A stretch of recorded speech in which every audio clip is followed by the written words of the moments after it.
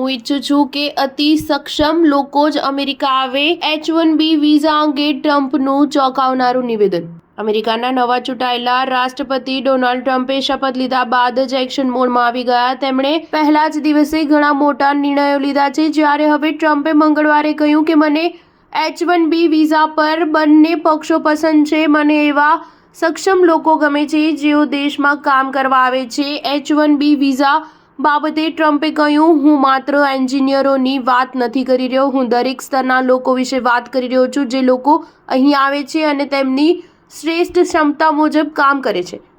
આ માત્ર વિશેષ ક્ષમતાઓ ધરાવતા લોકો માટે જ નહીં. ડોનાલ્ડ ટ્રમ્પે H-1B પર કહ્યું, મને ચર્ચાની બંને બાજુ ગમે છે. મને પણ સક્ષમ લોકો આપણા દેશમાં આવતા જોવું ગમે છે. હું તેને રોકવા માંગતો નથી અને હું માત્ર એન્જિનિયરોની વાત નથી કરતો, હું દરેક સ્તરના લોકો વિશે વાત કરું છું. હું H-1B પ્રોગ્રામને સારી રીતે જાણું છું. અમેરિકાને સારા લોકોની જરૂર છે. આપણે દેશમાં ગુણવત્તાયુક્ત લોકોને લાવવા પડશે. જ્યારે અમે આ કરીશું ત્યારે અમારો વ્યવસાય વિસ્તરશે અને તે દરેકને મદદ કરશે. ડોનાલ્ડ ટ્રમ્પે સ્પષ્ટ કહ્યું હતું કે અમેરિકન નોકરીઓની સાથે તેમના માટે કંપનીઓની જરૂરિયાતો પણ મહત્વપૂર્ણ છે. તેથી તે આ મામલે સંતુલન જાળવવા માંગે છે. ટ્રમ્પનું આ વલણ અમુક અંશે ભારતીયો માટે રાહતરૂપ બની શકે છે.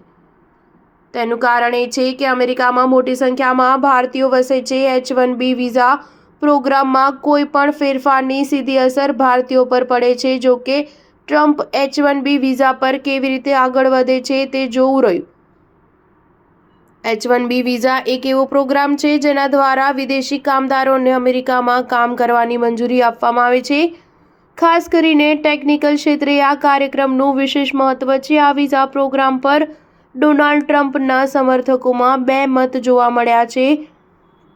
તેમના ખૂબ જ નજીકના અબજોપતિ બિઝનેસ માલિક ઇલોન મસ્ક આ વિઝાને સમર્થન આપે છે. તેમનું માનવું છે કે આનાથી અમેરિકામાં લાયક પ્રોફેશનલ્સ આવે છે. ટ્રમ્પના ઘણા સમર્થકો તેનો વિરોધ કરે છે. તેમનું કહેવું છે કે આના કારણે અમેરિકન નોકરીઓ વિદેશીઓ પાસે જાય છે. સ્ટાર ન્યૂઝ 7 હંમેશા સચ્ચાઈની સાથે.